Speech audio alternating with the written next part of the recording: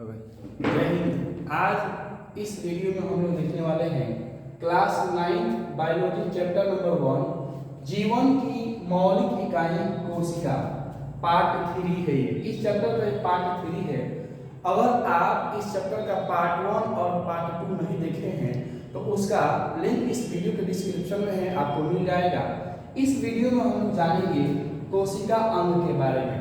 कोशिका अंग के बारे में जानने से पहले मैं आपको बता दूं कि इससे पहले जो इलेक्ट्रॉन सूक्ष्मदर्शी है उसकी खोज एम नॉल और रस्का दो वैज्ञानिकों ने किया था। इलेक्ट्रॉन सूक्ष्मदर्शी की खोज हो जाने से कोशिका के अंदर जो जितने भी कोशिका अंग है उसका प्रतिबिंब उसके वास्तविक प्रतिबिंब से 1 लाख गुना आवर्धित प्रतिबिंब बनाया गया और कोशिका अंगों के बारे में जानकारी हासिल की गई। कोशिकाओं के बारे में अध्ययन करने में काफी सुविधा हुई इलेक्ट्रॉन सूक्ष्मदर्शी की खोज हो जाने के बाद। तो इसमें हम लोग सबसे पहले जो कोशिका अंग है वो है कोशिका झिल्ली।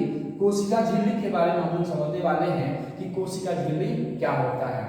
तो प्रत्येक कोशिकाओं के संपूर्ण आंतरिक रचनाएं लिपिड एवं प्रोटीन के अणुओं से बनी एक जीवित झिल्लियों से घिरा रहता है, जिसे कोशिका झिल्ली कहते हैं। जो भी कोशिकाएं होती है उसकी आंतरिक रचनाएं एक जीवित झिल्ली से घिरी हुई रहती है। जो जीवित झिल्ली प्रोटीन और लिपिड के अणुओं से बनी होती है जिसे कोशिका झिल्ली कहा जाता है। कोशिका झिल्ली इसकी खोज नेगेली और क्रेमर द्वारा किया गया था 1855 में किया गया था। कब किया गया था इसकी खोज? 1855 में नेगेली और क्रेमर के द्वारा किया गया था। और ये जो दोनों साइंटिस्ट थे यह जर्मनी के साइंटिस्ट थे। कोशिका झिल्ली इसका निर्माण 3 परतों से होता है। कोशिका झिल्ली का निर्माण कितने परतों से होता है? 3 परतों से।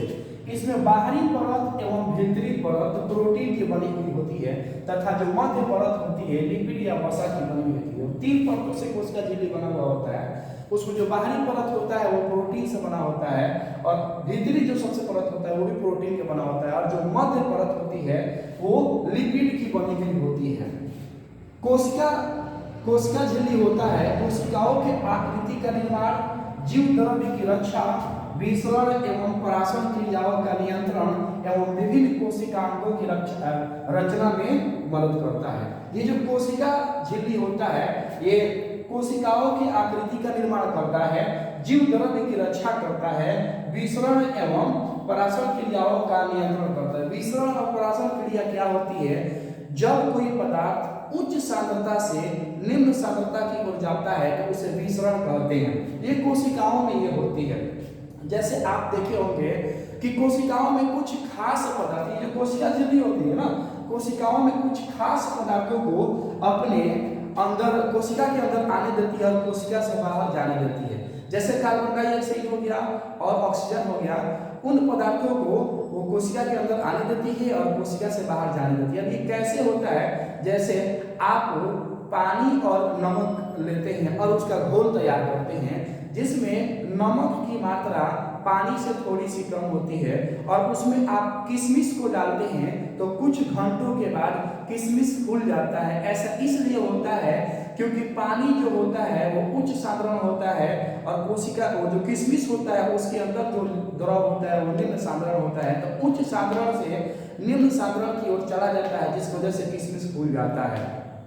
दूसरी बात देखते हैं तो जो अंगूर या खुबानी लेते हैं तो अंगूर या खुबानी को आप विलयन साधारण विलयन लेते हैं। साधारण विलयन का मतलब कि नमक की मात्रा ज्यादा कर देते हैं और पानी की मात्रा कम करते हैं तो और उस घोल में अंगूर को या खुबानी को डालते हैं तो उस अंगूर में जो द्रव होता है वो द्रव जो विलयन बना होता है उसमें आ जाता है जिस वजह से अंगूर सिकुड़ जाता है। ये क्यों होता है? क्योंकि अंगूर के अंदर जो लिक्विड होता है उसका सांद्रण अधिक होता है और जो विलयन होता है उसका सांद्रण कम होता है जिसके वजह से अंगूर फिर से सिकुड़ जाता है या खुबानी सिकुड़ जाता है।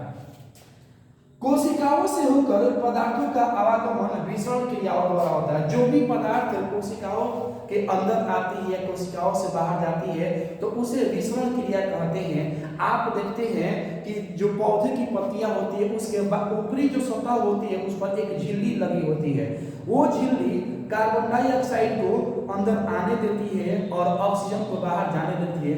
इस प्रकार हम कह सकते हैं कि कोशिकाओं के अंदर जो पदार्थ होता है उसका आवागमन विसरण प्रक्रिया के द्वारा होता है। तो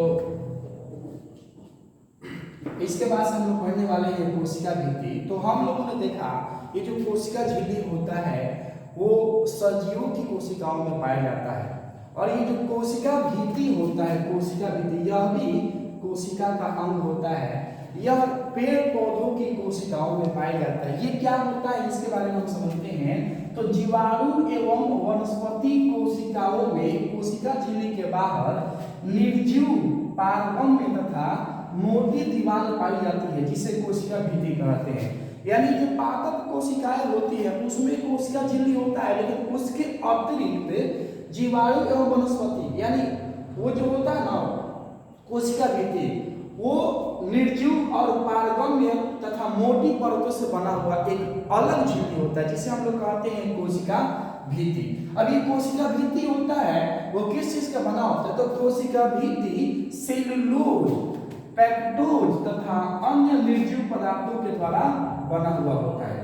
अब ये कोशिका भित्ति जो होता है वो कोशिकाओं में कौन सा कार्य करता है। तो कोशिका भित्ति कोशिकाओं में कोशिकाओं का निश्चित आकार प्रदान करता है। इसके वजह से ये जो पादप कोशिकाएं होती हैं उनको एक अलग सुरक्षा प्रदान होता है कोशिका भित्ति के द्वारा। एक अलग वाल होता है, वाल के जैसा होता है, जिसकी वजह से पादप कोशिकाओं को अतिरिक्त सुरक्षा प्रदान होता है इस कोशिका भित्ति के द्वारा। ठीक है, इसके बाद हम लोग देखेंगे कोशिका द्रव्य। कोशिका द्रव्य, कोशिका द्रव्य क्या होता है।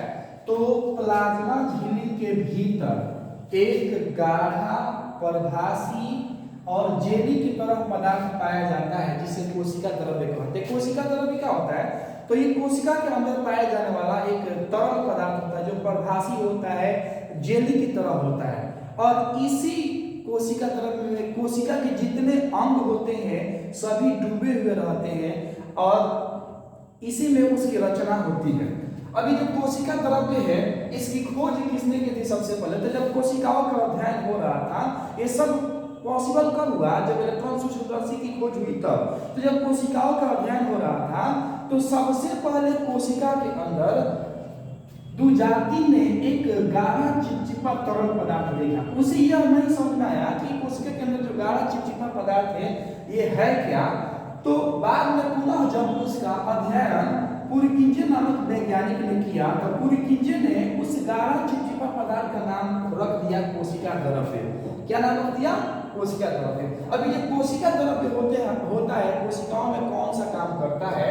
तो कोशिका द्रव्य कोशिकाओं के भीतर पोषक पदार्थों एवं अन्य जटिल पदार्थों का परिवहन करता है। यानी जितने भी पदार्थ होते हैं कोशिकाओं के अंदर उसका परिवहन होता है कोशिका द्रव्य की वजह से। अगर कोशिका द्रव्य नहीं होता तो उस कोशिकाओं में पदार्थों का परिवहन नहीं होता। साथ ही साथ वसीय अम्लों एवं प्रोटीन का संश्लेषण करता है कोशिका द्रव्य। तो इस वीडियो में हम लोगों ने जाना कोशिका झिल्ली के बारे में, कोशिका भित्ति के बारे में और कोशिका द्रव्य के बारे में। अगर आपको यह वीडियो अच्छा लगी हो तो आप मेरे चैनल को लाइक करें, सब्सक्राइब करें, शेयर करें और आप अपना ख्याल रखें, अपने माता पिता का ख्याल रखें। जय हिंद, जय भारत।